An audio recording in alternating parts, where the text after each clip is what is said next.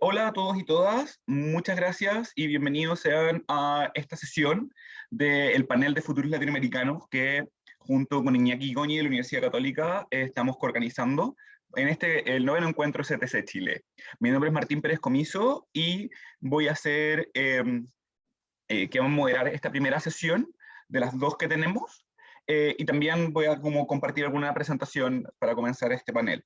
Pero en términos generales, este panel tiene la intención de compartir investigaciones y proyectos que reflexionan sobre las distintas manifestaciones del futurismo en Latinoamérica. Los estudios de futuro han tenido un auge fundamental en estos momentos de crisis y con su larga historia han logrado relevar distintas estrategias, metodologías y perspectivas con las cuales pensar sobre nuestras imágenes de futuro. Aún así, en Latinoamérica nos encontramos en una región que los estudios de futuro están viviendo un nuevo auge y están popularizándose en distintas manifestaciones regionales de la ciencia ficción, el diseño especulativo, la prospectiva y otros tantos campos disciplinares, los cuales se encuentran en la intersección entre la especulación y la estrategia. Aquí los estudios sociales de la ciencia y tecnología tienen un espacio para empezar a contribuir a entender las imágenes de futuro mucho más allá de las transiciones o los imaginarios sociotécnicos, sino desde la propia manifestación de el arte de los estudios de futuros y sus relaciones con la evidencia, las creencias y nuestras formas culturales locales. Eso dicho, o eso presentado, voy a mencionar brevemente cómo vamos a tener esta primera sesión de dos. Primero, tengo una presentación que se llama Oscilando Imágenes de Tecnología Futuro, donde voy a compartir un poco mi investigación doctoral y también esperamos poder compartir, como establecer un poco como hacia dónde nos gustaría llevar la conversación con Iñaki. Segundo, vamos a encontrarnos con Daniel Bisuerte, con Áspera, Perspectivas de la Agencia Latinoamericana y Carinía del Espacio. Luego tendremos la presentación de Carla Paniagua, del Laboratorio de Sonidos del Futuro. Y finalmente vamos a tener a Felipe Raglianti con entrevistas narrativas con errores interesantes para los estudios de futuro. Esta es la primera de dos sesiones. Y en general todos los presentadores tienen aproximadamente entre 12 a 15 minutos máximo para presentar. Les iré informando cuando nos estén quedando aproximadamente 2 minutos para que puedan ir concluyendo y cerrando a través del chat. Les iré contando en privado. Pero más allá de eso, voy a ir cambiando nuestra pantalla compartida y tengo el placer de poder presentar un poco de lo que estaba haciendo mi doctorado en nuestro querido encuentro CTS. ¿Se ve la presentación? Sí. No se ve en formato presente. Ahí sí, ahora sí. ¿Ahora sí? Fantástico. Pongo el tiempo.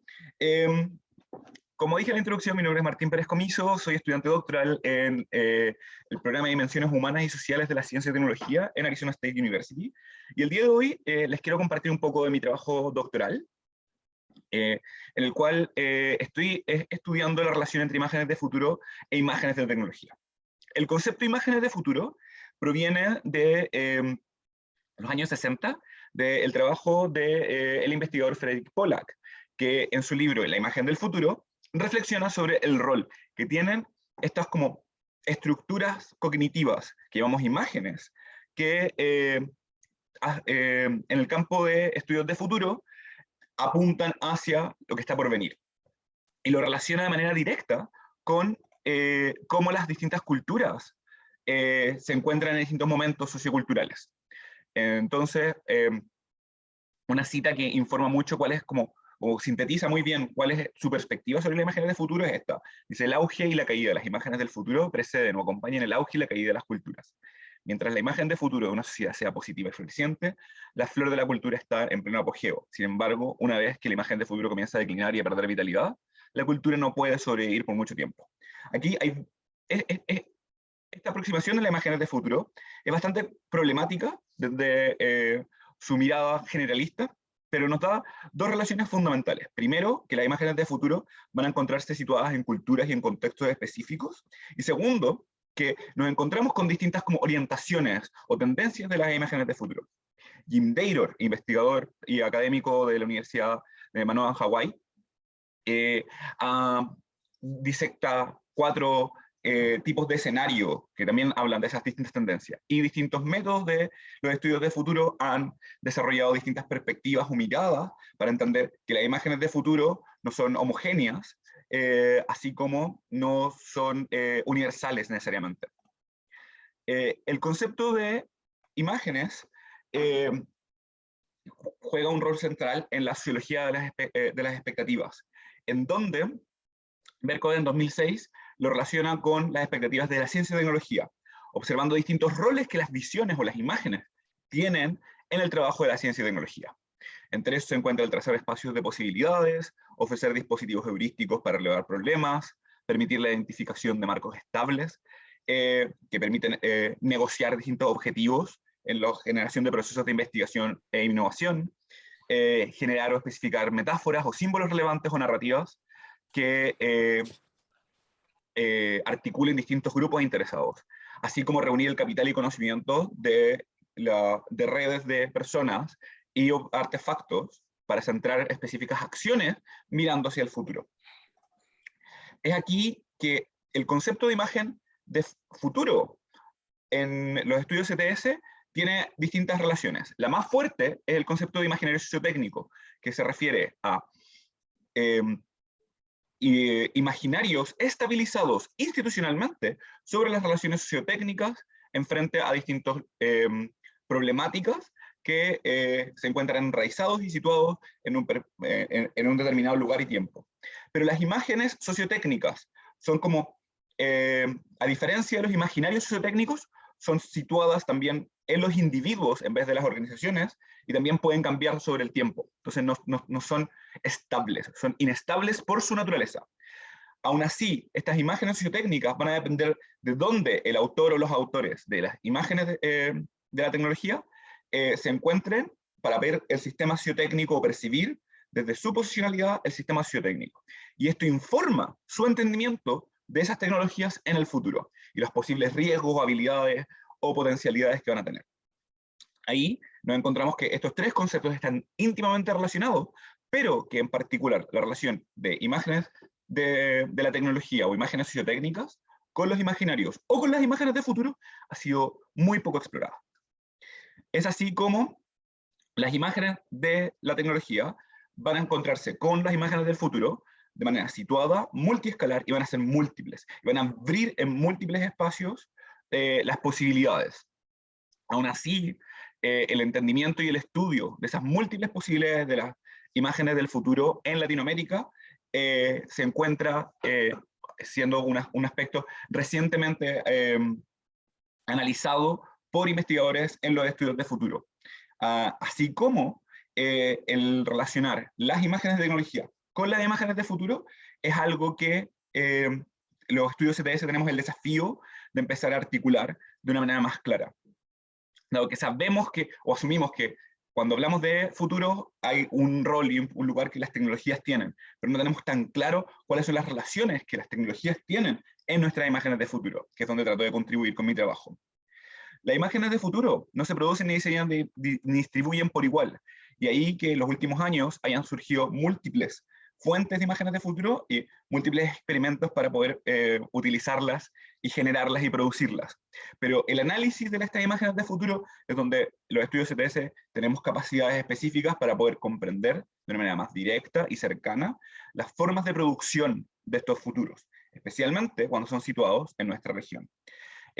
Aún así, el discurso de futurismo latinoamericano se encuentra como en generación, dado que son distintas comunidades que no están conectadas necesariamente, las cuales están trabajando en la producción de estas imágenes de futuro, desde el diseño, las políticas públicas, los propios estudios de futuro con la prospectiva, así como en los estudios de ciencia y tecnología.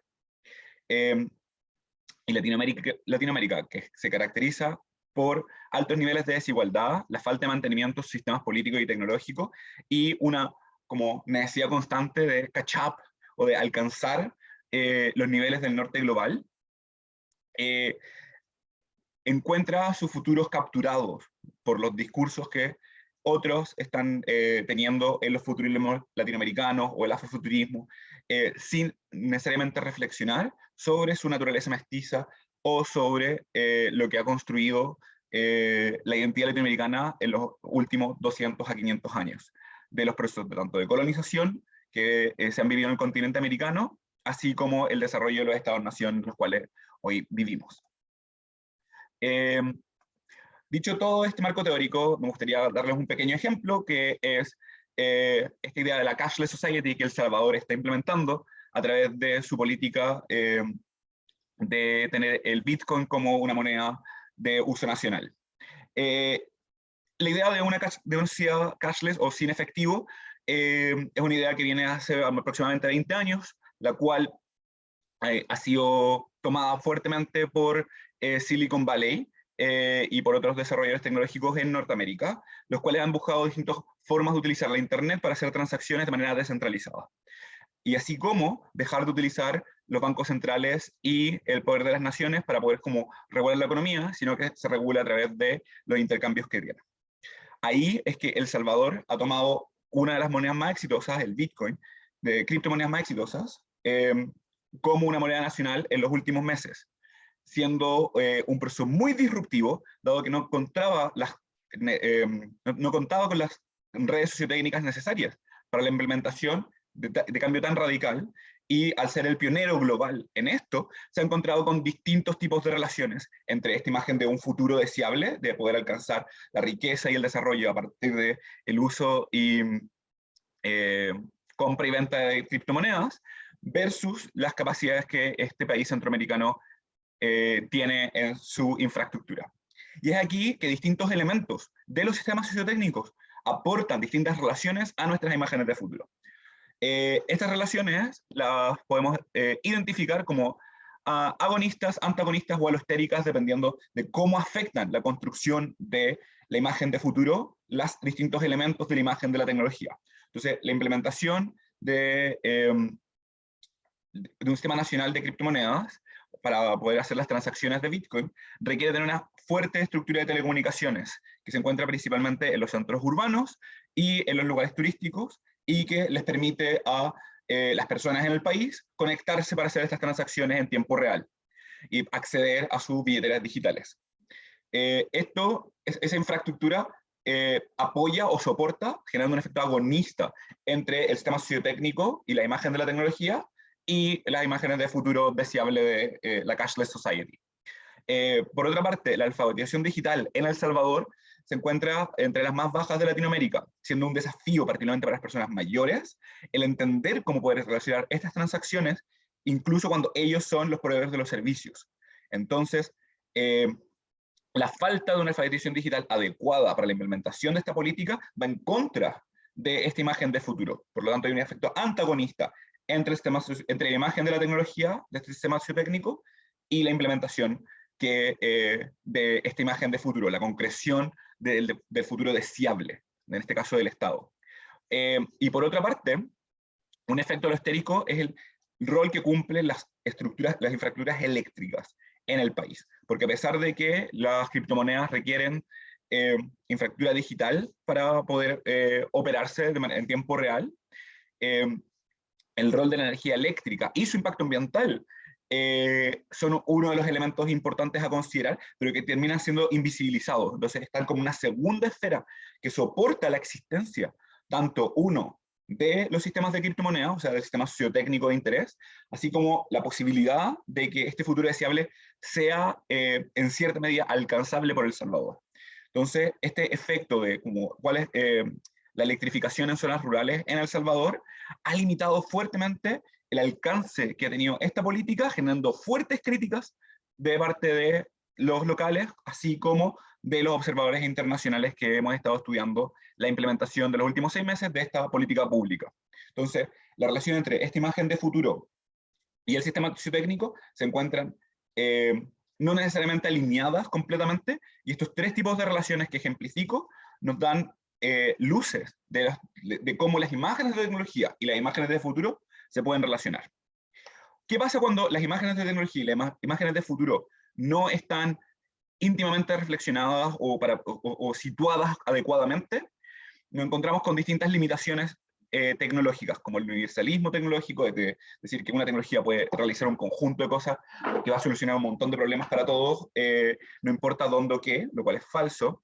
Nos encontramos con el determinismo tecnológico, de la tecnología va a establecer un modelo de sociedad deseable o posible, genera relaciones de dependencia cuando los factores productivos no son adecuadamente reflexionados o estudiados, por lo que la implementación de imágenes de futuro con tecnologías emergentes genera dependencia internas y externas para los interesados. Se establecen aproximaciones solucionistas o technological fixes que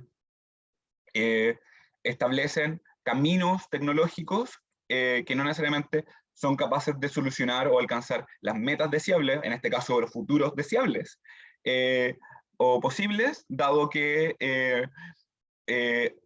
dado que se encuentra, se sobreestima el efecto de la tecnología en los desarrollos sociales, así como también relaciones de exclusión de aquellos solamente que tienen acceso a las tecnologías posibles, son aquellos que pueden tener la posibilidad de vivir o de experimentar las imágenes de futuro deseable en esas sociedades, reproduciendo la desigualdad intrínseca de nuestra región.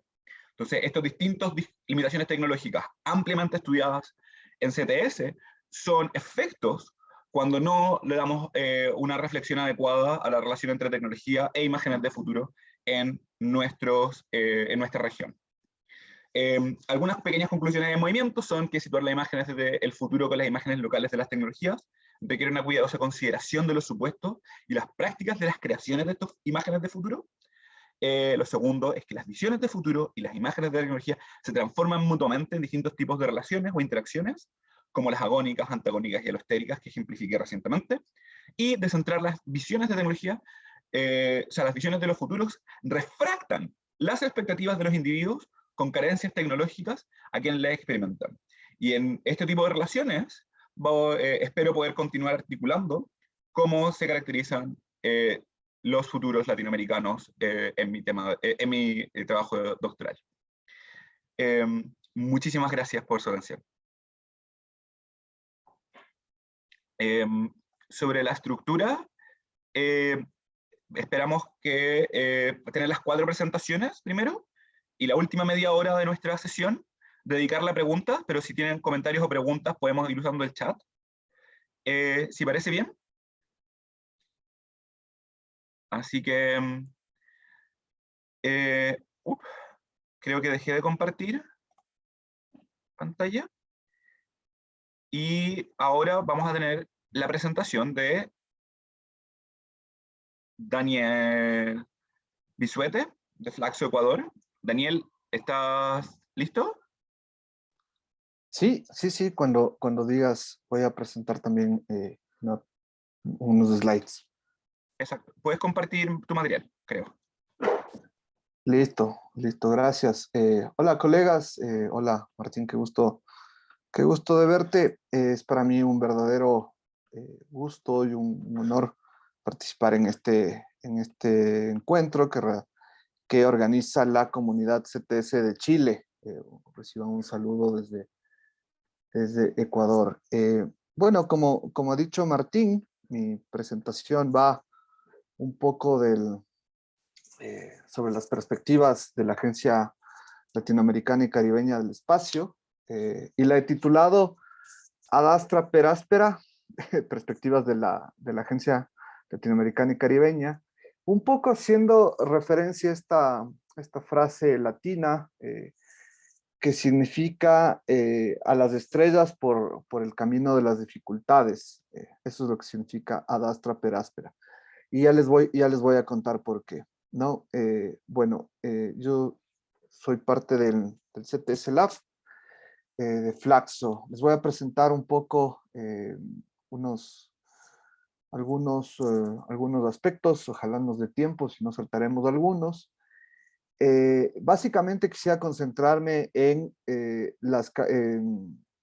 en el marco analítico que utilicé y cómo puse esto en curso en el análisis a partir de ciertos observables, ¿no? Y quisiera comenzar más bien por la problematización, por los hechos, digamos, ¿no?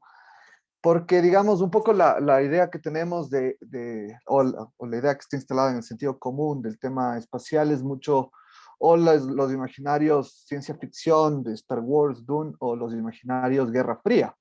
Pero, digamos, el espacio es bastante más complejo que ello. Y a mí me llama mucho la atención que digamos, que se piense en una agencia, ¿no? Entonces, desde ahí he dado seguimiento al tema desde el 2020, cuando México asumió la presidencia pro tempore de CELAC, luego de varios años que este foro regional estuvo medio apagado. CELAC, como ustedes conocen, es un foro que aglutina a 33 países, subdivididos en 3 zonas: América Central, Sudamérica y el Caribe, ¿no? Y cada una de estas zonas tiene, digamos, unos países, sus distintos países, digamos. En julio del 2020 se realiza el Encuentro Latinoamericano y Caribeño del Espacio, y para octubre ya se hizo una declaración de un mecanismo regional de constitución para el ámbito espacial, etcétera, entre México y Argentina. Aquí vemos al ex canciller Solá de Argentina y al canciller Ebrard de México, que anunciaron esto en una rueda de prensa donde estuvieron acompañados además por los respectivos ministros de ciencia. En ese entonces estaba Salvarezza por Argentina y Carmen Álvarez por el CONACYT mexicano, un par de agencias públicas y un par de universidades.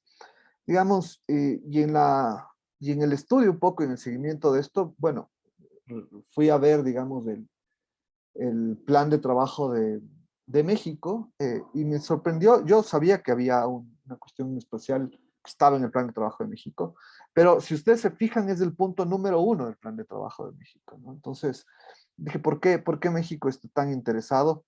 Entendía un poco por qué Argentina y tal. Pero bueno, luego un poco lo que había que indagar es cómo le está yendo esta propuesta en el foro regional. Y para noviembre del 2020 se suscribió ya la declaración de creación de la Agencia Espacial. ¿Cuántos países la firmaron? 18 países de los 33, ¿no? Y hasta aquí, digamos, no hemos hecho nada que nos declare. Entonces, me demoré un poco hasta tratar de armar un marco analítico que nos permita medianamente entender qué está en juego con ALCE, ¿no? Bueno, primero el tema de la autonomía tecnológica, ¿no? Que es un concepto que, si quieren, nace por oposición al concepto de la dependencia que acuñó Dos Santos a finales de los 60. El de integración subordinada, que es uno de los conceptos, digamos, más novedosos del pensamiento Plakhtev, acuñado por Kramer. Y el tema de la integración regional, digamos, hacía falta también una mirada de la integración regional. Pero, digamos, más allá de la cuestión teórica, también fue un verdadero desafío ver dónde estaba la información del tema espacial, ¿no? Y bueno, aquí contarles también rápidamente lo que hice fue, bueno, entender un poco cómo funcionan los asuntos espaciales, la normativa internacional, la gobernanza global del espacio, los objetivos de ALCE, perdón. Se me fue el slide. Bueno, luego, y esta es la parte más importante de la indagación, el mapeo de los objetos espaciales. Yo hasta hace unos meses que me metí de cabeza en esto, no sabía que cada objeto espacial que está en la órbita terrestre debe tener algo así como una matrícula, una cédula de identidad, donde se le adscribe a un país en particular, digamos, ¿no? Entonces, todos los satélites de la región tienen algún país al que corresponden. Y, digamos, hay una base de datos de la United Nations Office for Outer Spaces, o sea, la Oficina de Naciones Unidas para Asuntos del Espacio Exterior, pero hay más información y bastante más actualizada y mejor curada en un boletín de la NASA, ¿no? Y luego, bueno, fue trabajar con los archivos, la estructuración de una base de datos, tablas de contingencia, y para presentarles un poco las capacidades espaciales que tiene América Latina, ¿no? Entonces, ¿qué fue lo que hice? Básicamente me pregunté de qué sirve la declaración y si se llegase a conformar la agencia, ¿qué regularía la agencia? ¿Qué capacidades tiene la región? ¿Qué capacidades tendría esta agencia, ¿no? Entonces ahí, bueno, les decía, hay 33 países, pero la tabla de abajo es la más importante porque de estos 33 países, apenas 12 tienen presencia espacial y de estos 12, 10 son de Sudamérica. Entonces uno puede decir, bueno, el futuro de ALCE se juega en Sudamérica, ¿no? En lo que pase en los países sudamericanos, ¿no? Pero, digamos, también hay que entender que los objetos espaciales, lo que comúnmente llamamos satélites, son un grupo heterogéneo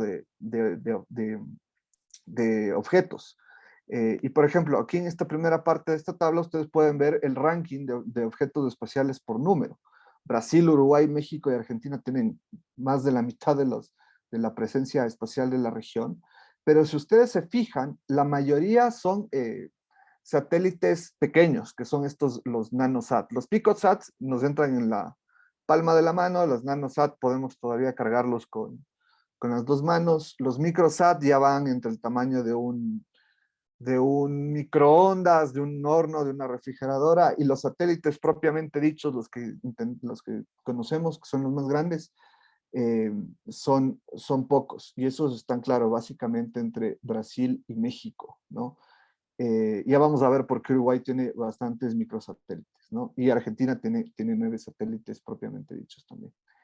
Entonces, hasta ahí, digamos, uno puede decir, bueno, la cosa es bastante más heterogénea de lo que se pensaba. Y este es el ranking, y como les decía, ustedes ven que en cuatro países tienen el 84% de la presencia espacial, y de alguna forma uno podría decir que bastaría la sola voluntad de estos 4 países para ir adelante con la agencia, ¿no? Más allá de que los otros 29 estén o no estén de acuerdo, digamos, ahí hay más coyunturas políticas o digamos, o beneficios no esperados por otros países que podrían participar, ¿no? Pero el dato decidor ahí es que si ustedes se fijan en la tabla de abajo donde dice suscripción, al hacer el cruce con presencia, ustedes podrán ver que de los que tienen presencia, 8 han suscrito y 4 no han suscrito, ¿no? Entonces nos queda ver cuáles son estos 4 que no han suscrito, y es en lo que estoy ahora trabajando, en entender por qué estos países no han suscrito un foro, una iniciativa regional que como varias otras, digamos, en América Latina tenemos foros de integración regional apilados uno sobre otro, casi como capas geológicas. Entonces la pregunta es ¿por qué hay una oposición activa a este mecanismo, siendo que muchas veces suscribimos mecanismos que no usamos o que no interesan, ¿no? Y son 4 los países que no han suscrito que tienen presencia espacial: Brasil, Chile, Colombia y Uruguay, que por lo pronto tienen de común que tienen gobiernos conservadores, por así decir. Veamos qué pasa con Chile, digamos, ahora en el cambio de gobierno. Veamos qué puede pasar en Colombia también ya mismo en unos meses. Y digamos, nos quedarían las particularidades de Brasil y Uruguay, ¿no? Entonces, digamos, así está la cosa. ALCE tiene el respaldo de 53 objetos espaciales, por así decir, y 71 que corresponden a estos 4 países no formarían parte de ALCE, ¿no? ¿Por qué estoy hablando ya en estos términos? Porque la iniciativa nace con la presidencia pro tempore de México en el 2020 y se extiende por la presidencia pro tempore del 21, y ahora asumió Argentina la presidencia de la CELAC. Entonces, ALCE se supone que tiene un impulso lo suficientemente fuerte para estar en juego, pero hay que ver la voluntad de los países. Acá ustedes pueden ver también desde qué puerto se han lanzado cada uno de los países. Me voy a saltar esta parte para ganar algo de tiempo y entrar ya un poco al cierre de esto, ¿no? En términos de integración regional, ALCE no está logrando ser un mecanismo efectivo de integración regional, no logra aglutinar ni siquiera, digamos, tiene más de la mitad de los miembros de CELAC que han suscrito este mecanismo específico, pero no los clave, no los países clave, que son los que tienen presencia espacial. En términos de autonomía tecnológica, la heterogeneidad de satélites que hay requiere que haya una especie de emparejamiento, es decir, que no haya solo nanosatélites, muchos de los cuales son universitarios y no han tenido el apoyo de los estados, como el caso de Perú y Colombia, por ejemplo, y se requiere ahí, digamos, una especie de encuentro de las burocracias técnicas espaciales, ¿no? Que en muchos casos todavía tiene una fuerte presencia militar y no civil, como es el caso del Ecuador, por ejemplo.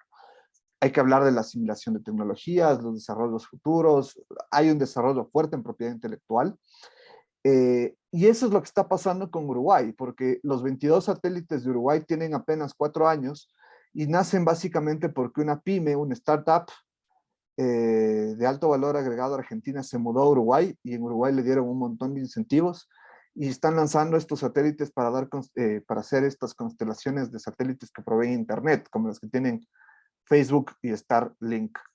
Me parece que el escenario más probable es el de la integración subordinada, es decir, asumamos que Brasil vuelve a CELAC, porque con la administración Bolsonaro salió, y tenemos ya todas las capacidades o la mayoría de las capacidades regionales dispuestas para la agencia.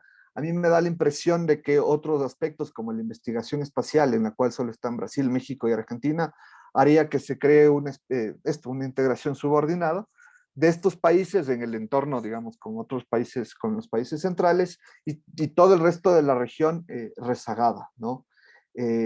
Como les decía también, hay una tendencia importante de nanosatélites, pero que en realidad parece que al no estar con el apoyo o con redes técnicas adecuadas, va a ser básicamente cosas más de prestigio y mediáticas antes que desarrollos tecnológicos que puedan derramar a sectores industriales u otras cuestiones, ¿no? Conclusiones, termino con esto en 2 minutos.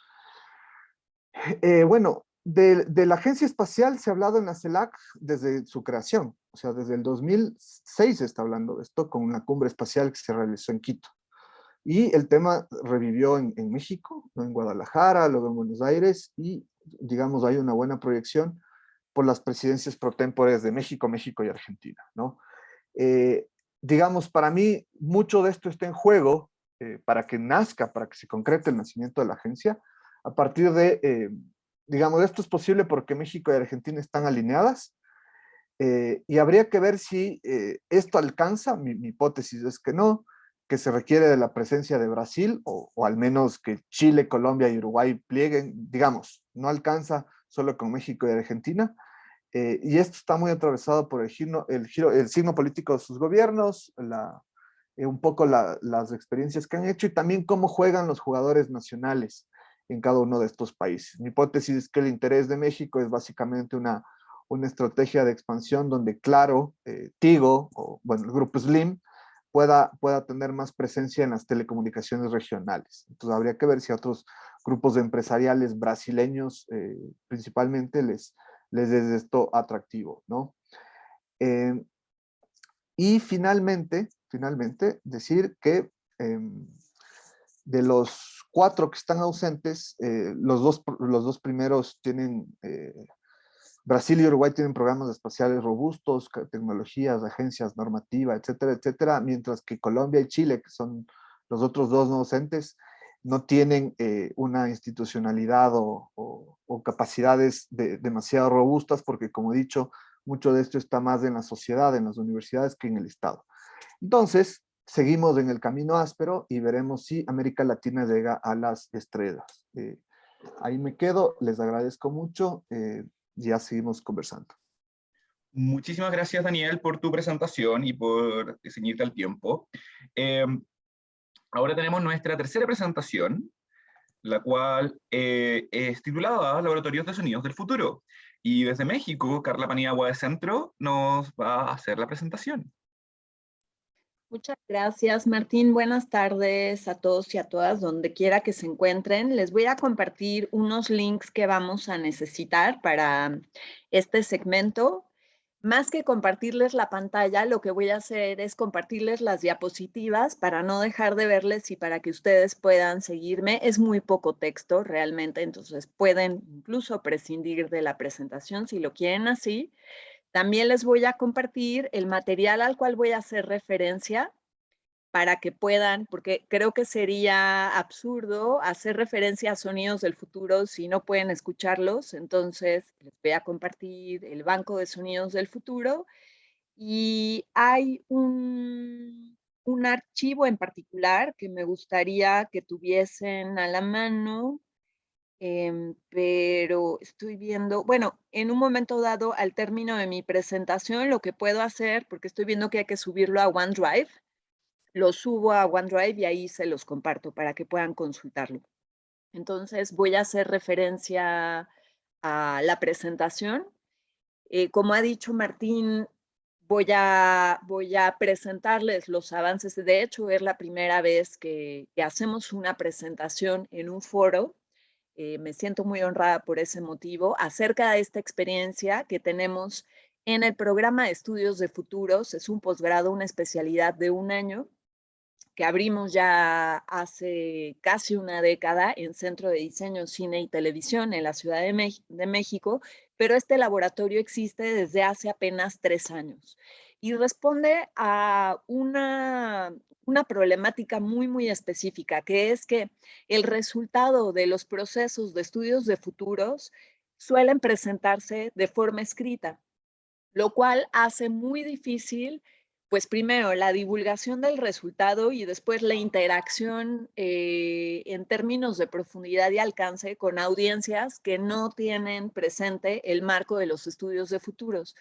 En ese sentido, pues, el uso del marco de los soundscapes, que es un término de Michael Southworth popularizado por Murray Schafer, nos ha servido como para llevar el resultado del proceso prospectivo, concretamente los estudios, los escenarios de futuros, a públicos más amplios, a públicos que no están necesariamente formados en prospectiva. ¿Ok? Entonces, básicamente de eso va. Este laboratorio fue creado con el propósito primero de que nuestros estudiantes de posgrado puedan experimentar, puedan tener una experiencia, una vivencia divergente para alimentar su imaginario, para alimentar su ingenio, pero por otra parte lo que queremos es que el resultado de un análisis de escenarios pues se pueda presentar no nada más por escrito, ¿no? Sino que se pueda hacer una inmersión a través de sonidos incidentales, música y parlamentos, que son los elementos que se suelen incluir en un soundscape. Para que podamos ubicarnos en el proceso prospectivo, en la diapositiva 4 les comparto lo que según Joseph Boros es el esquema global de un proceso de foresight genérico. Entonces van a ver que un proceso genérico, que me parece que la mayoría de ustedes ya lo saben, pero solo por si acaso, un proceso genérico de futuros incluye 4 momentos cruciales. El momento de los inputs o análisis del sistema, el momento de análisis prospectivo propiamente dicho, el momento de los outputs y finalmente el momento de la estrategia. O sea, un proceso de foresight no está completo si no tiene estos 4 momentos. Entonces, para clarificar, los future soundscapes aplican al tercer momento, al momento de los outputs, es decir, como resultado del análisis prospectivo. En este caso, nuestros estudiantes elaboran escenarios de futuros, escenarios alternativos con distintos modelos, algunos de los cuales ya han sido referidos en otras presentaciones. Pueden ser los arquetipos de Dator, o puede ser, no sé, el modelo de futuros aspiracionales de Bezold, la matriz de 2x2 de Ogilvy, los 3 horizontes de Curry. Con independencia de cuál sea el camino que el estudiante toma, pues al final del día se elaboran escenarios futuros y es ahí en los outputs donde se utiliza como recurso de comunicación el marco de los future soundscapes. Acerca de este taller en particular, debo decir, como comenté hace un momento, que lo empezamos de manera relativamente reciente. Es un esfuerzo que empezó hace 3 años, 4 prácticamente. Es un taller que no forma parte de las materias obligatorias, sin embargo, el contenido es obligatorio, o sea, no aporta a los créditos totales, sin embargo, se cursa durante el segundo semestre y todos los estudiantes en activo deben vivir esta experiencia con independencia de que tengan formación o no en producción sonora. De hecho, es tanto mejor si no para justamente hacerlos sentir retados, provocados, y pues para aportarles elementos nuevos, herramientas nuevas. El taller fue creado y es coordinado por Leonardo Santiago, quien tiene una amplia trayectoria como productor de audio y como docente, y además es un apasionado del sonido, entonces se logra transmitir, inspirar a los estudiantes esta tónica de aproximación a la realidad. Para quienes quieran saberlo, la edición de los materiales se realiza con el programa Reaper.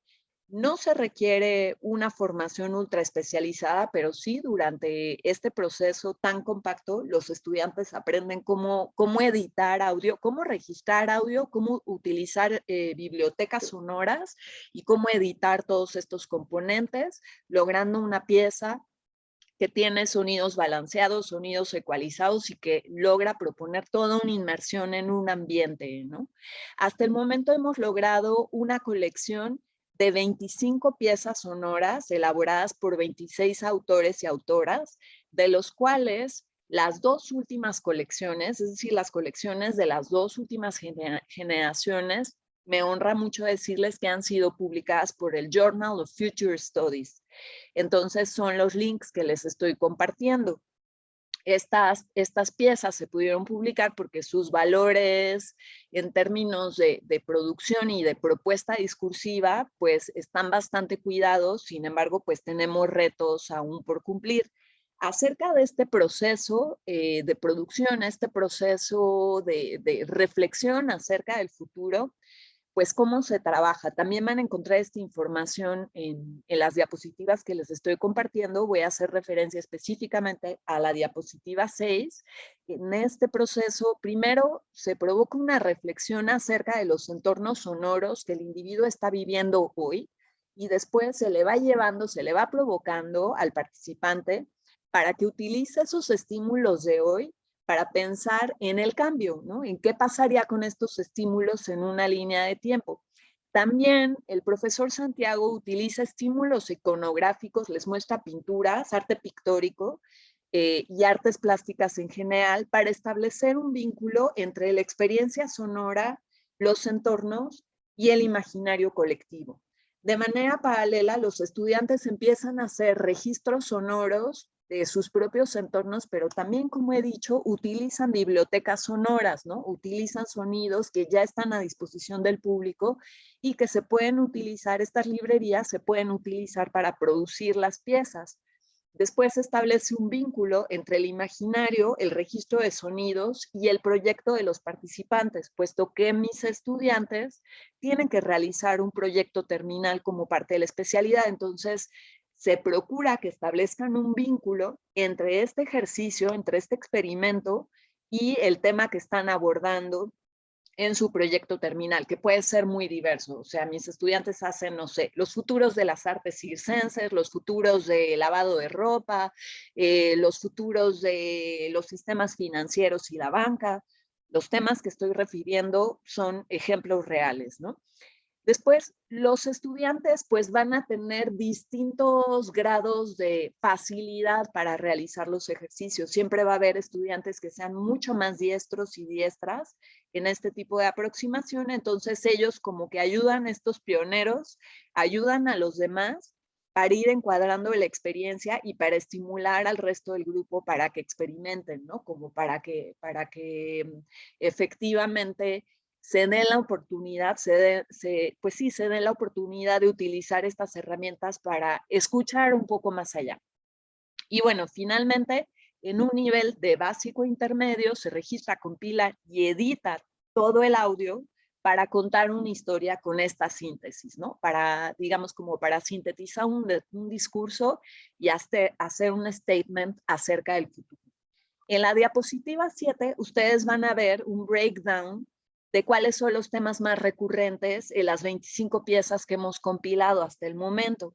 Van a ver que los temas más recurrentes tienen que ver con la salud, tienen que ver con... Tengo que decir que para hacer esta clasificación utilicé la rueda de futuros de Lina Hiltunen como para ir detectando patrones y van a ver que entonces los temas más recurrentes tienen que ver con sociedad, personas, valores, medio ambiente, recursos naturales, salud y bienestar. De alguna manera, esto nos va dando como el termómetro de cuáles son las preocupaciones más recurrentes acerca del futuro, al menos en los estudiantes que están con nosotros.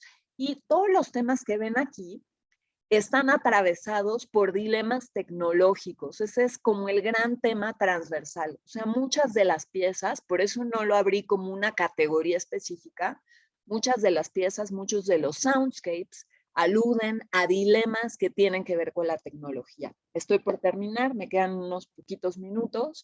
Las áreas de oportunidad de este taller son las siguientes. También eso lo van a ver en las diapositivas. Primero, una de las cosas en las que se va a trabajar en el próximo taller, que se va a realizar en febrero, que sería la 4ª edición, es lograr que las narraciones sean más autoexplicativas, ¿no?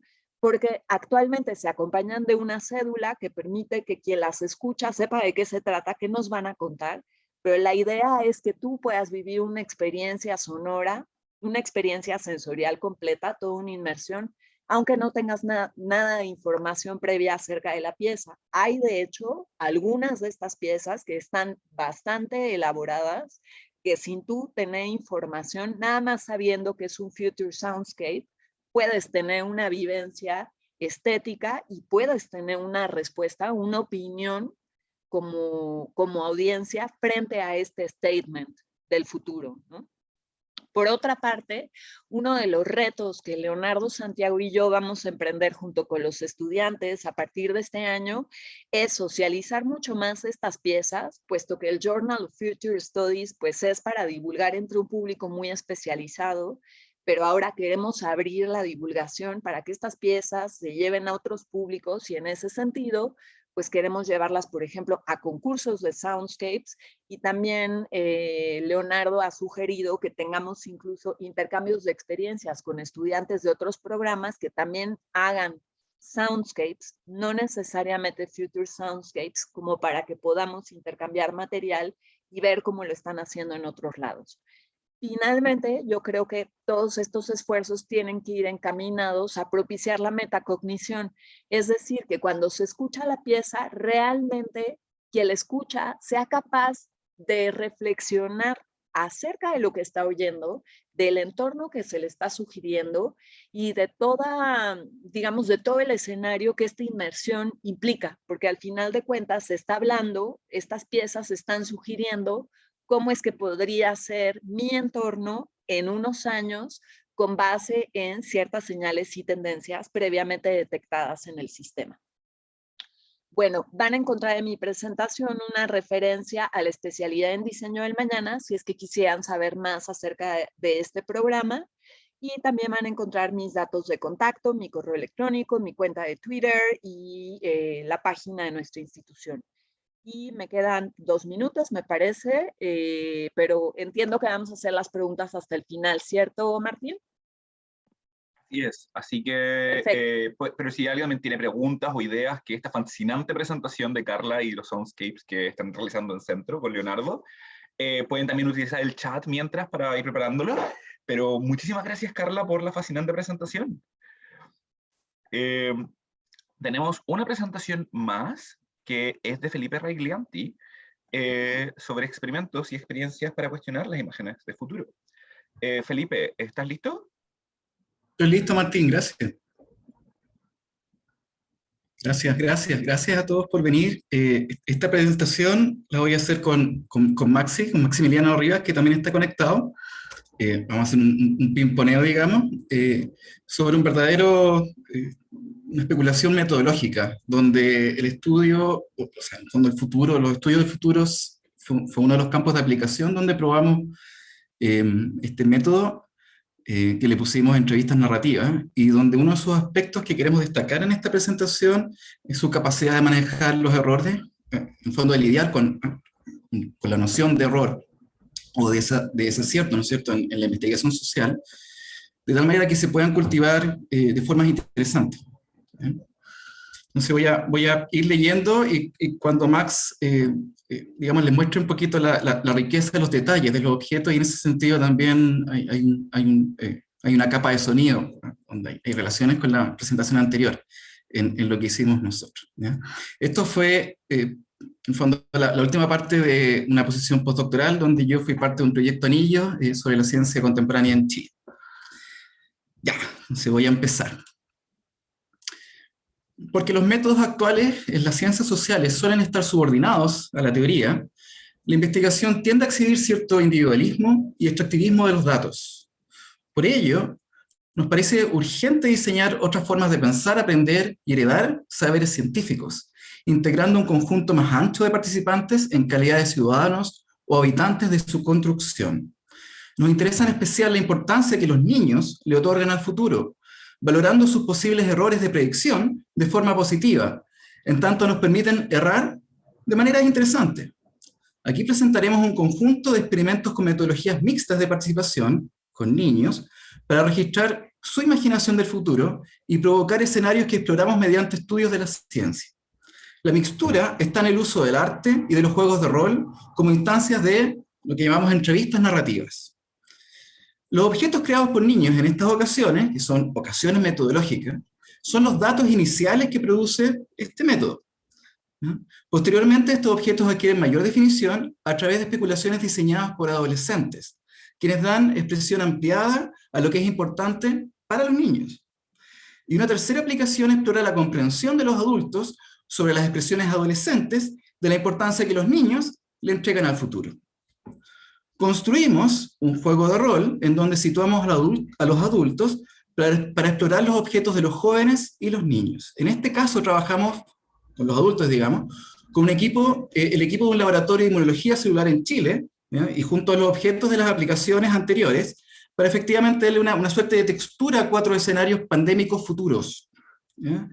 Y con ello roleamos, jugamos rol, digamos, performateamos una historia de ciencia ficción para entrevistar a los adultos, ¿ya? Para hacer las preguntas y las respuestas en las interacciones narrativas, ¿ya? Y experimentamos así con un estudio del futuro, en donde los datos son objetos, ¿ya? Tal como el proyecto anterior, ¿no es cierto? Incluyendo una capa de sonido, ¿ya? Que crecen y se heredan en cada aplicación del método.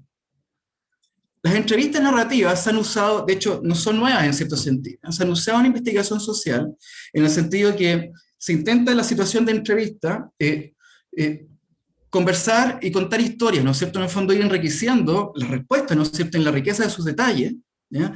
A través de la provocación de historias con las preguntas, ¿ya?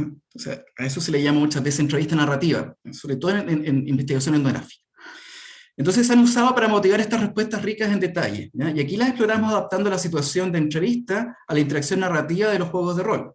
Quisimos de esa manera examinar una forma de narrar las preguntas de una entrevista al plantearlas efectivamente como situaciones, y por tanto las respuestas son respuestas a esas situaciones que ilustran nuestras preguntas.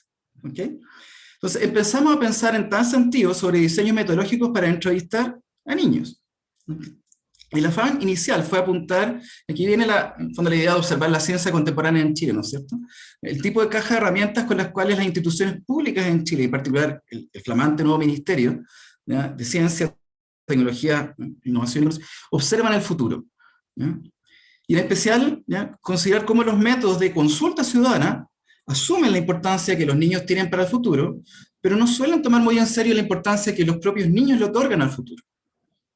¿Ya? Y luego, más adelante en nuestra construcción del método, ampliamos la reflexión para considerar como una situación de entrevista planteada en un juego de rol, ¿ya?, no solo es capaz de relacionar a niños entrevistados y adultos entrevistadores, sino que además permite conectar grupos de distintas edades y en última instancia conjugar una multiplicidad de perfiles individuales en la construcción misma de los datos recolectados en la organización de la entrevista narrativa.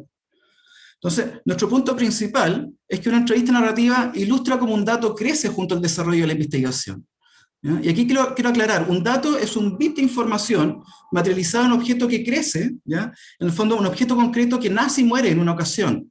Por ejemplo, el sonido de una palabra, de esta palabra, ¿ah?, es un objeto que nace y muere en esta conversación, en esta presentación, ¿ya?, y queda grabado por Martín.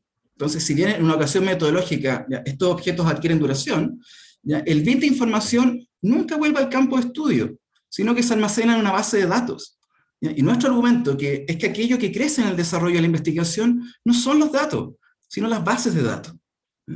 Y esta es una verdadera costumbre de la investigación social, la investigación en general, ¿ya?, que para nosotros es un verdadero obstáculo epistemológico, ¿sí?, para considerar cómo un objeto creado en el campo de estudio puede pasar como dato para una siguiente ocasión metodológica, Es precisamente la intuición de que los datos pueden crecer junto al desarrollo de la investigación, aquello que quisimos explorar mediante la coproducción de una entrevista narrativa con distintos grupos de personas. Entonces ahora le doy la palabra a Max y yo voy mostrando imágenes de los objetos. Dale, Maxi. Ya, muchas gracias, Felipe, un saludo a todos igual, a todos y todas. Bueno, yo les voy a contar entonces unos detalles de cómo fue la experiencia de este juego de rol. Si consideramos las entrevistas como método de investigación, la adaptación de la situación de entrevista a una interacción narrativa permite considerar a los juegos de rol como una técnica de investigación. Para rolear o enactar la técnica se requieren jugadores jugando el juego, de personas, que en este caso serían los jugadores que fueron científicos del laboratorio de inmunología, los escenarios que fuimos creando a partir de las experiencias pruebas con niños y adolescentes, y una historia que fue un guión que consideraba también las preguntas de nuestra entrevista narrativa, que ya vendría siendo el jugar propiamente tal. El diseño del juego fue colaborativo y dividimos el trabajo creando objetos que luego expandimos en texturas y finalmente en los escenarios que roleamos. En esta aplicación de la técnica pudimos diseñar los objetos con los niños, las texturas con jóvenes y los escenarios con adultos. Primero, en el caso de los objetos, les pedimos a los niños que dibujaran cosas que se llevarían en una maleta para ir de vacaciones al futuro, una suerte de cápsula del tiempo. Si bien los niños no siempre se interesan por estas proposiciones, nos ayudaron a crear dibujos de aquello que tiene importancia a futuro para ellos.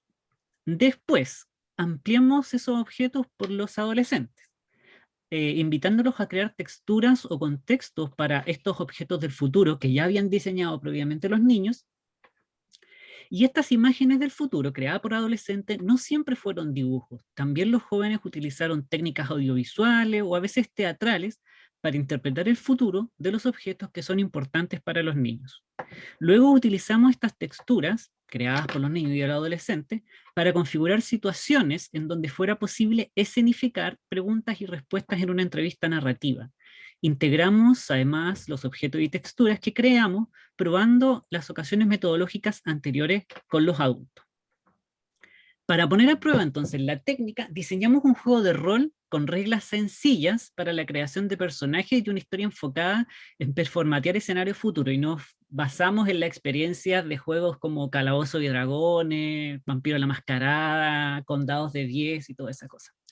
Tuvimos la oportunidad de colaborar con los miembros de un laboratorio de inmunología, a quienes situamos en la dramatización de una misteriosa pandemia en el año 2092. Vale decir de que esta misteriosa pandemia nace a partir de una primera fase del método que fue reflexionar sobre el futuro de la inmunología con los propios científicos. Con este grupo de científicos jugamos en 3 ocasiones de 1 hora y media aproximadamente. En la primera sesión construimos los personajes, diseñamos una hoja de personaje para cada científico, y fuimos creando un escenario futuro de esta misteriosa pandemia en el año 2092. Apuntamos exploratoriamente a indagar las lógicas de la inmunología que gobiernan las respuestas epidemiológicas y los laboratorios inmunológicos que podrían surgir con las pandemias del futuro. Eso lo hicimos en las sesiones siguientes después de la creación del personaje. Caracterizando las lógicas bélicas o cooperativistas de la inmunología con las situaciones del juego, y situamos el juego en 4 escenarios que corresponden a laboratorios industriales, precarios, de alto rendimiento e ideales del futuro. Utilizamos la plataforma de Roll20, que es una plataforma famosa, ocupada por jugadores de rol para poder jugar de manera online. Ahí hay un ejemplo, una foto de también los tipos de dados que utilizamos para simular la contingencia de las decisiones que se iban tomando, y hay un ejemplo ahí de la hoja de personaje, y más abajo después vamos a mostrar ejemplos de las notas de campo que fuimos tomando a medida íbamos aplicando el método y la experiencia del juego. Continúa nomás, Felipe, con los resultados de todo esto.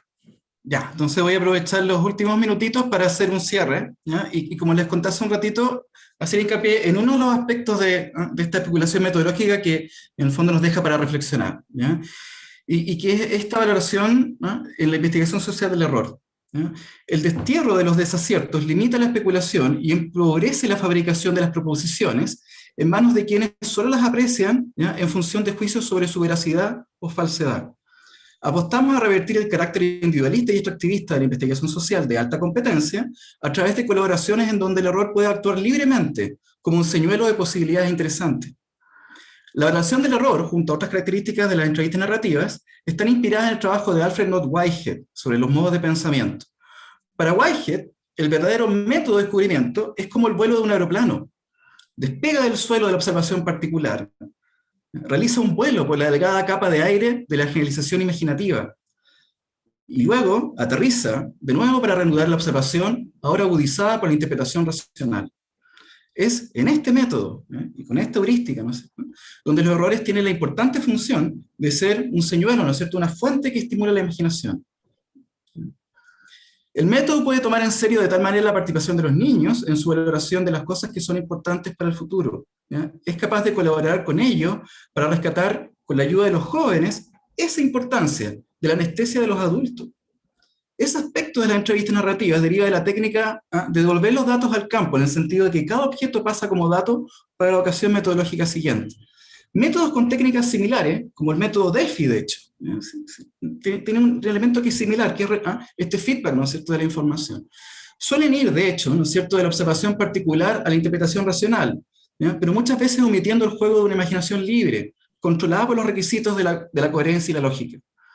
De cualquier modo, el método no se limita a articular escenarios posibles. Todo esto hace una especulación de lo que puede ser posible, no como interesante, ¿ya?, sino que también, de hecho, permite diseñar entrevistas narrativas, ¿ya?, para futuros que sean probables, plausibles o preferibles, ¿ya?, u otras P, digamos, ¿ya?, otras alternativas.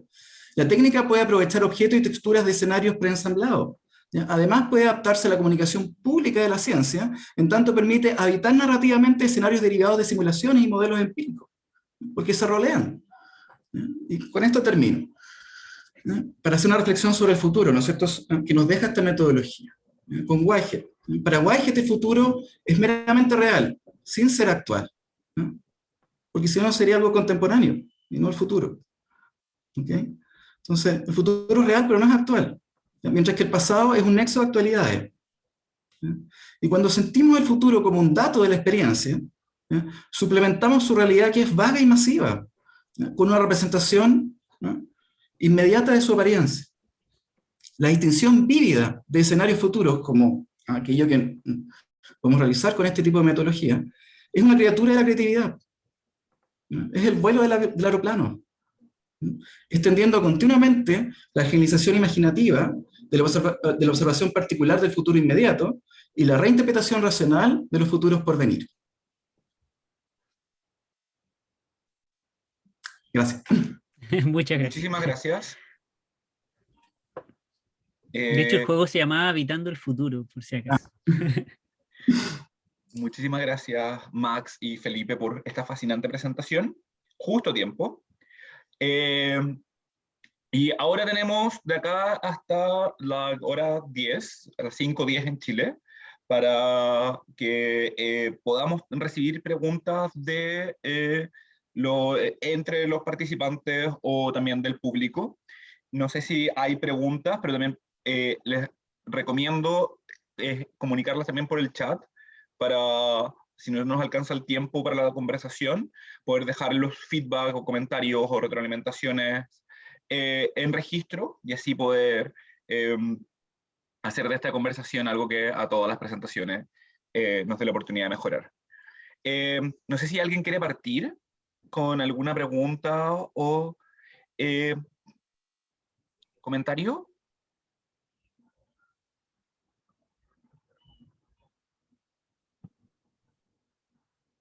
Renzo. Muchas gracias, Martín. Muchas gracias por las presentaciones.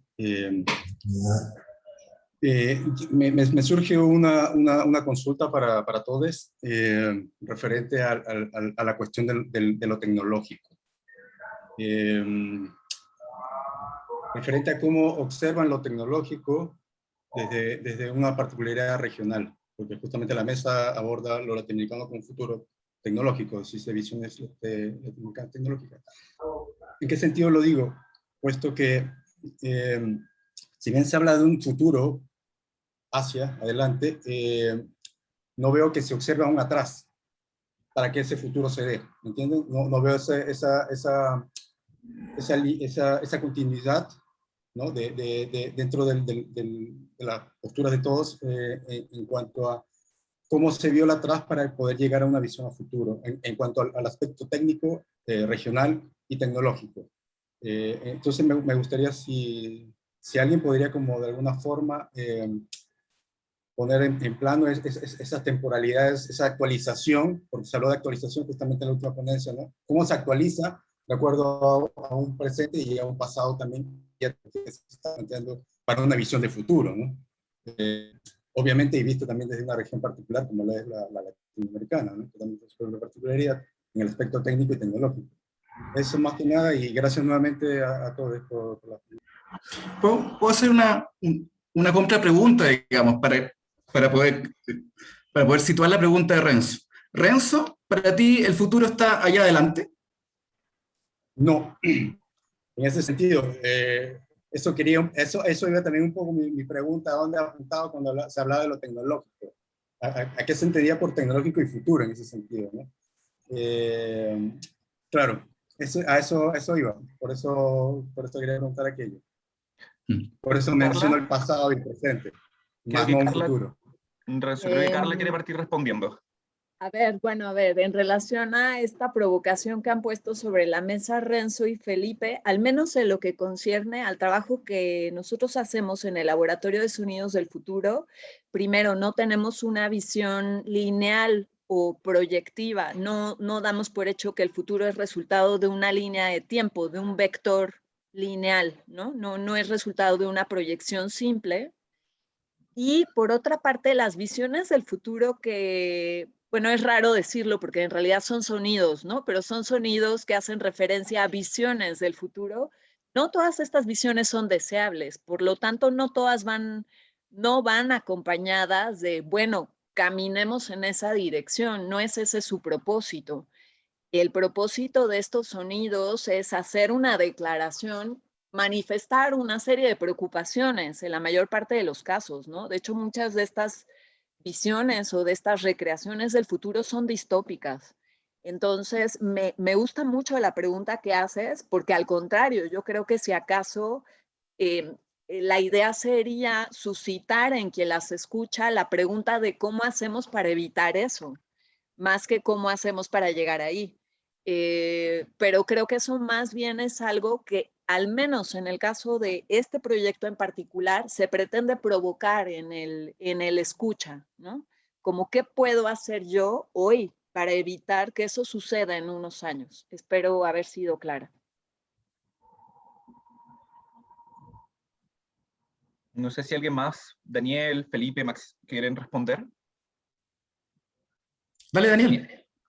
Gracias. Gracias por la pregunta, Renzo. A ver, yo te diría que ahí yo quizás cometo una omisión adrede, porque yo no planteo, digamos, una visión analítica del tiempo desde lo que hice, sino que yo parto de la premisa de cómo verían los tiempos los actores que están en juego para las políticas espaciales, que para mí son los gobiernos. Entonces yo te diría que ahí la idea de tiempo que se maneja, que es más propia de las ciencias políticas, es el de la coyuntura.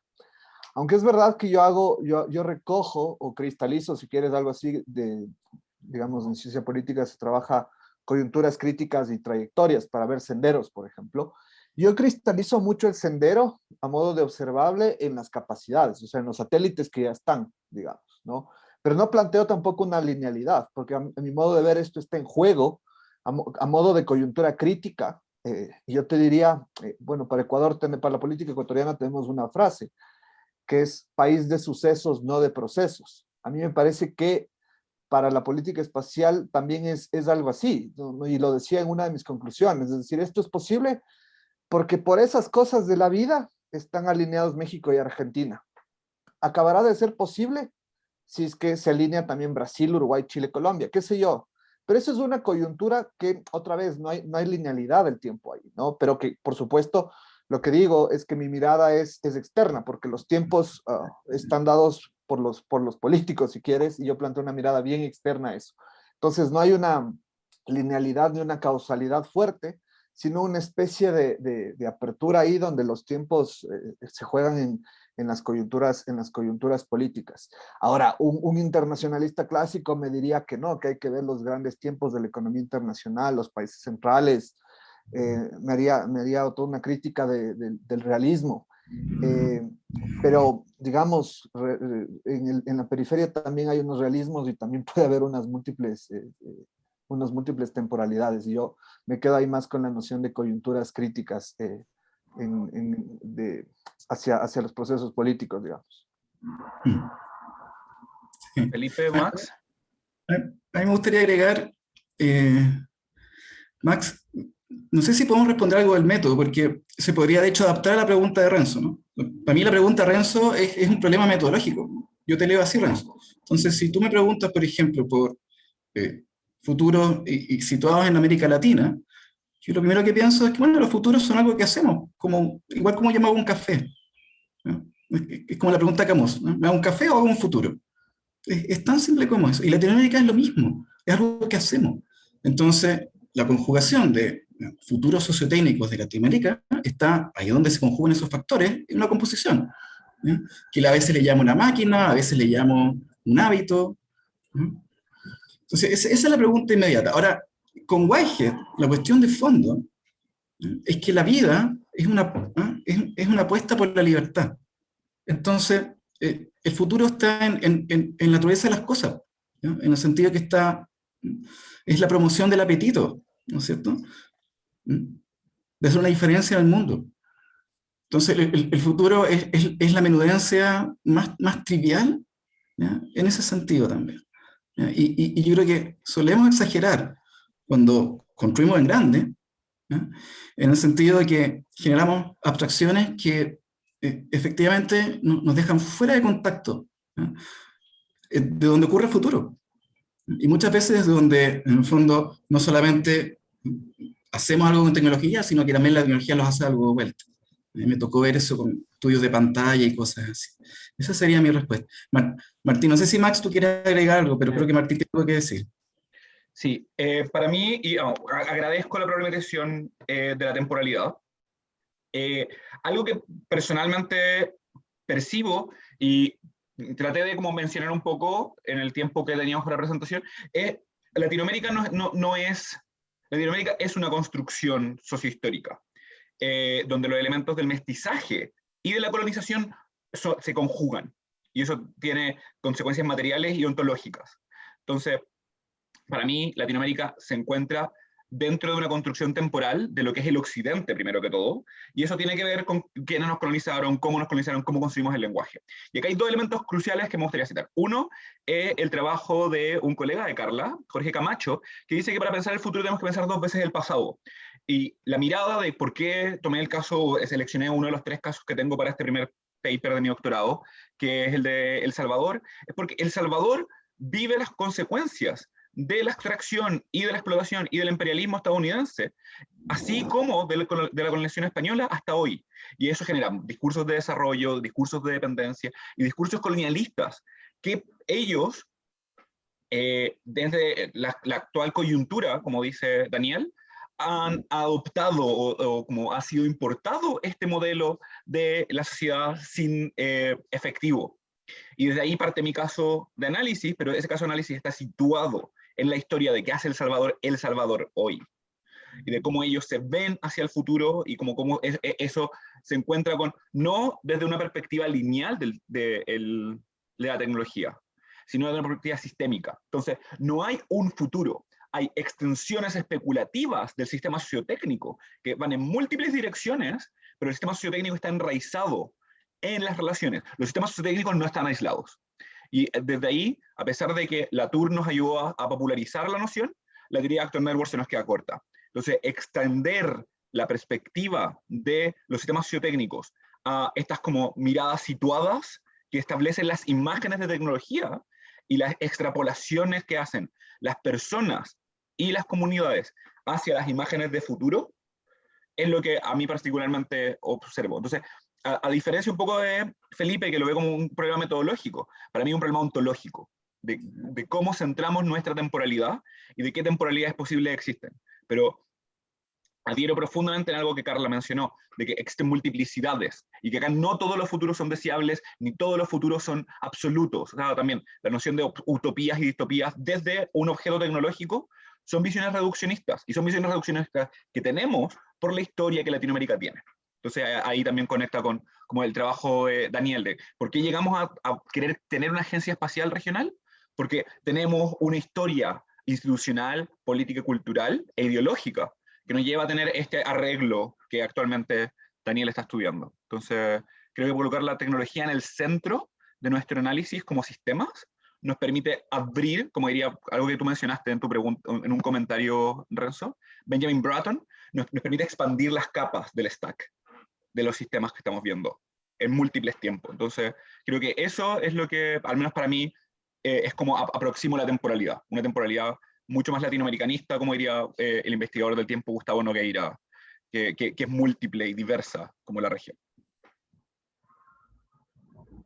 Sí, No sé, de hecho, Renzo quería responder quizá algo antes, que lo quería saltar, o también pues, nos quedan 10 minutos si hay otra pregunta. No quiero tomar todo el tiempo para otras preguntas, pero sí, o sea, da para mucha discusión, sobre todo desde el aspecto de la técnica en Latinoamérica, que es muy relevante observar el desarrollo precolonial y cómo ese desarrollo precolonial luego se fusiona con el colonialismo, solamente hablando de la TECNE desde el tema de la agricultura, desde el regadío, desde también el tema del arte, ¿no?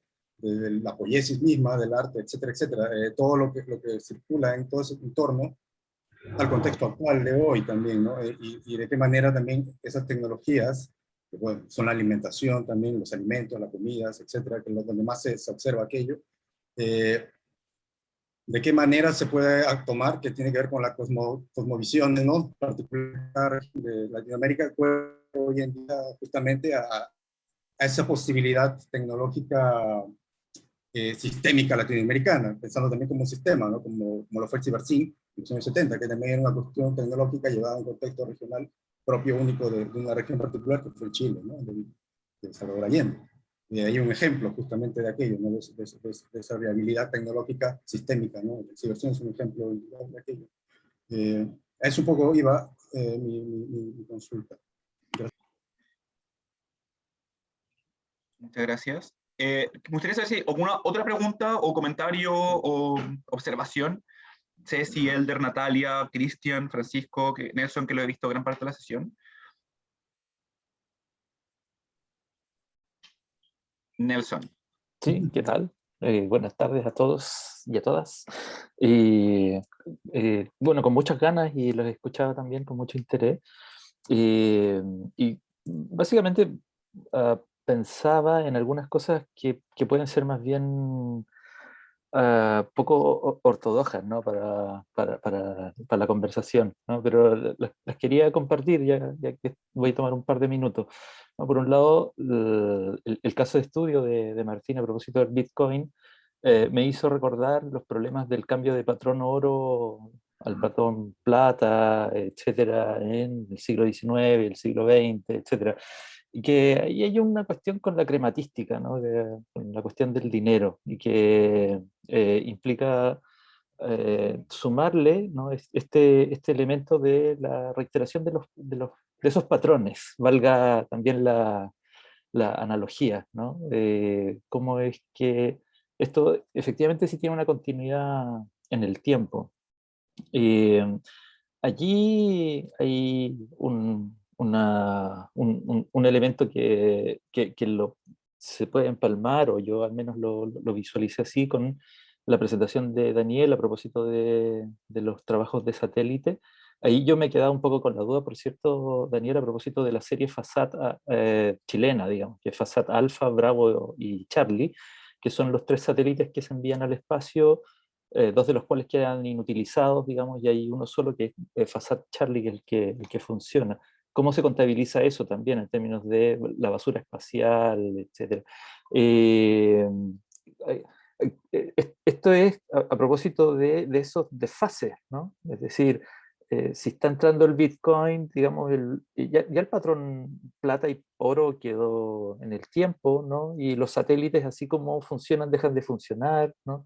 El problema de la arruinación, ¿no? Que está presente, en esta forma de comprender el modo cultural, la hibridación América Morena, y que recoge García Canclín, y digamos con esta idea de que estamos en esta vida multiescalar. En eso, última cosa, digamos, es que me sostengo, digamos, en la inquietud de aquello que encontré en la colección la colección de archivos especiales del MIT, y que fue este workshop del futuro de la energía en el mundo, y que conducido por Carol Wilson, y que resultó ser un trabajo financiado por la Trilateral Commission, ¿no? Y a finales de los 70 se visualizaba en el mundo que el año 2000 íbamos a tener que recurrir a la energía de la quema del carbón y las centrales nucleares para poder surtir de la energía necesaria en el mundo occidental.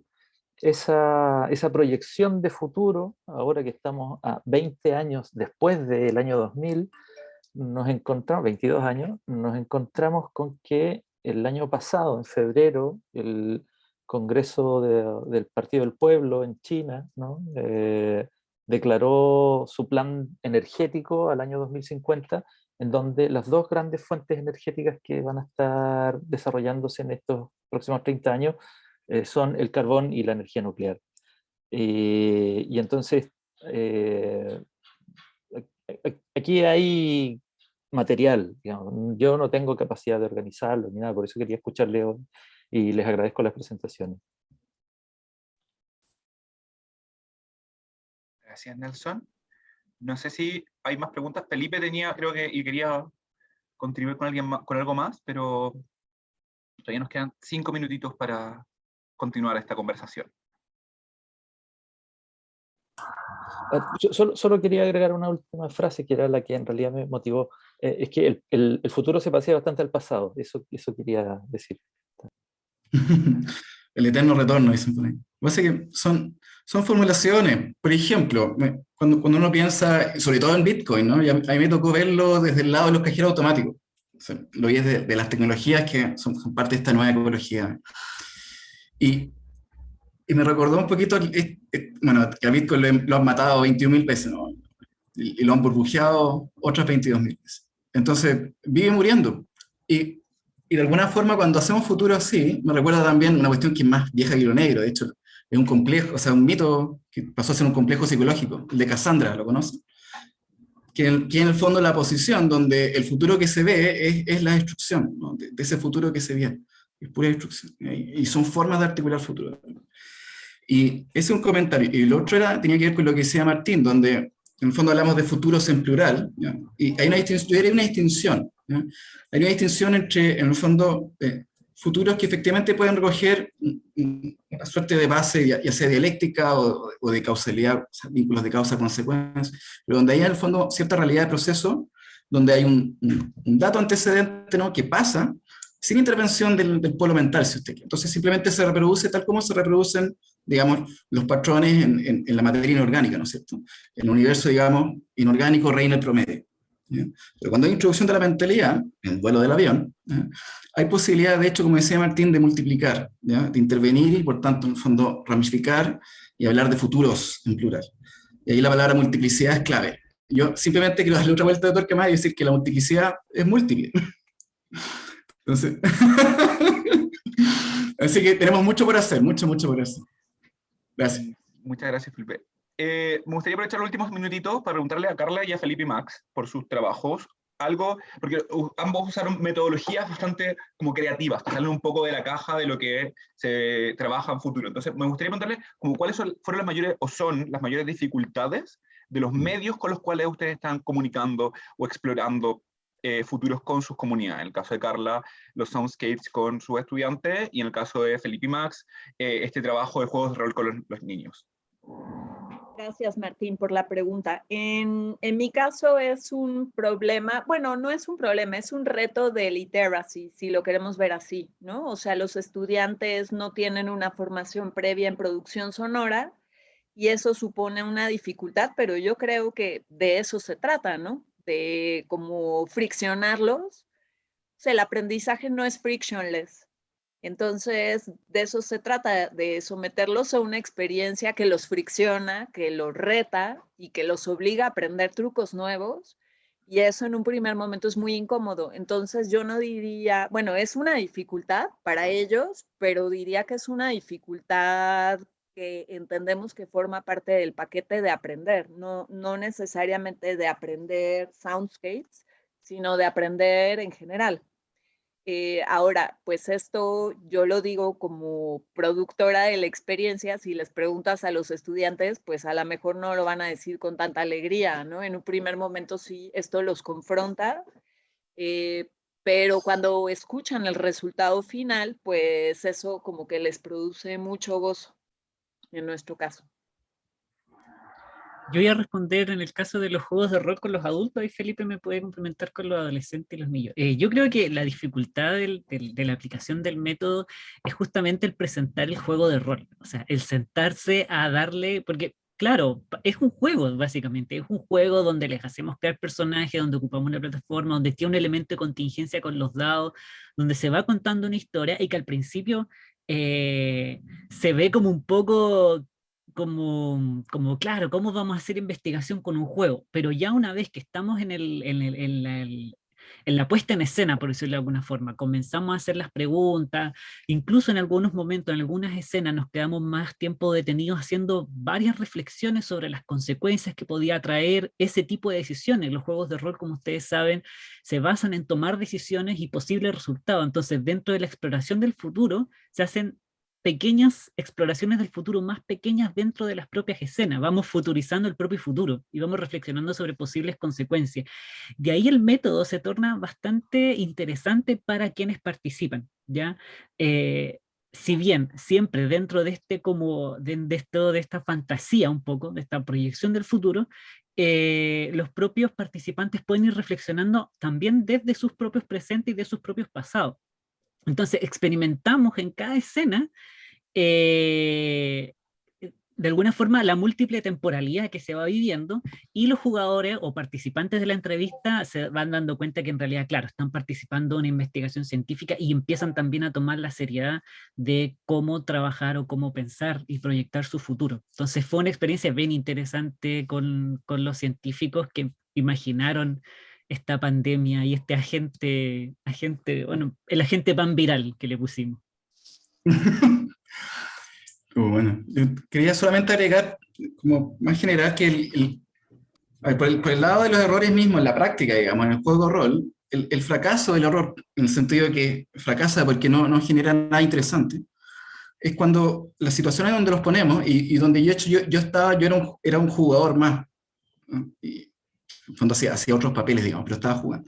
Y los poníamos en situaciones donde en el fondo podían errar, ¿no? Y porque no sabían qué rayos esta pandemia y qué sí. Y en el fondo en ir descubriendo, ¿no? en ir, bueno, el ensayo y error, digamos, ¿no?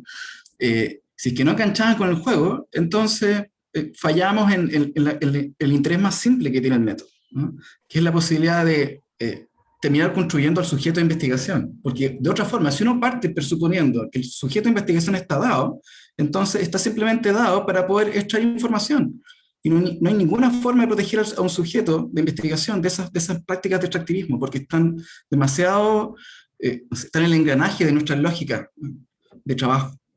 Yo no veo mucha solución. La única solución es pensar que los sujetos de investigación son un resultado de la investigación y están al final. Y por tanto uno los construye, en el fondo, con las personas con las cuales colabora, ¿ya?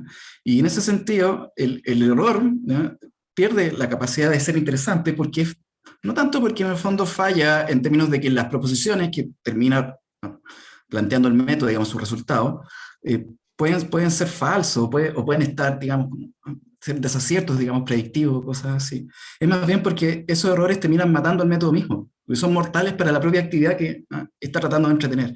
Y ahí está en el fondo la carencia de interés, ¿ya? En ese sentido te respondo, Martín, porque ahí está el desafío metodológico, porque si la gente no engancha con este tipo de cosas, uno pierde pan y pedazos, como decimos en Chile. Tenemos un último comentario de Daniel, Sí, y con eso rapidísimo. vamos a cerrar este primer bloque. Gracias, Martín. Sí, colegas, qué buena discusión. Para responderle una cosa metodológica a Nelson, pero para conectar también con la discusión, me preguntaba, bueno, hay unos satélites que no están operativos y cómo los contabilizamos. Digamos, y por eso pasé muy rápido, pero mencionaba esto de los asuntos espaciales, porque todo esto se resuelve en la oficina anexa de la Asamblea General de Naciones Unidas, que suena anecdótico, pero digamos, hay un rollo, porque como son tecnologías de punta, tecnologías militares, etcétera, etcétera, uno puede decir que un satélite está dañado cuando ya no cumple el propósito para el que fue lanzado, pero otra cosa es darlo de baja como chatarra espacial, porque cuando lo declaras chatarra espacial lo puedes destruir, u otro país lo puede coger, ¿no? Pero si mientras no lo declares chatarra espacial, eso es casi como el suelo soberano de una embajada en otro país. Casi ningún país declara chatarra espacial. Entonces, ese es el problema de la chatarra espacial ahorita y por lo cual hay algunos movimientos y discusiones al respecto. Entonces, y ahí conecto con la discusión porque se me ocurre una metáfora y un concepto. El concepto de Boaventura de Sousa que habla de la múltiple ecología de tiempos, ¿no es cierto?, que a mi modo de ver puede ser algo así como la coexistencia de diferentes trayectorias sociotécnicas, por decirlo rápido, ¿no? Y a mí me parece que lo que estamos viviendo con la chatarra espacial es más o menos eso, y aquí pongo la metáfora esta de las capas geológicas, diferentes orígenes, diferentes trayectorias, diferentes composiciones, pero coexistiendo temporalmente. Entonces, aquí también la pregunta es, ¿cómo vemos el tiempo? ¿El tiempo general, el tiempo desde un ángulo o el tiempo del objeto? Más sencillo será arrastrar, por supuesto, los tiempos de los objetos que los tiempos generales, donde creo que la capa geológica como metáfora puede funcionar. Eso nada más. Muchísimas gracias a todos y todas.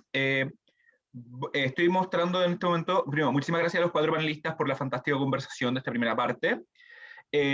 Vamos a tener una segunda parte que comienza en aproximadamente 5 a 8 minutos, que va a tener 4 presentaciones que estoy mostrando en este momento. Lo que voy a hacer ahora es terminar nuestra grabación.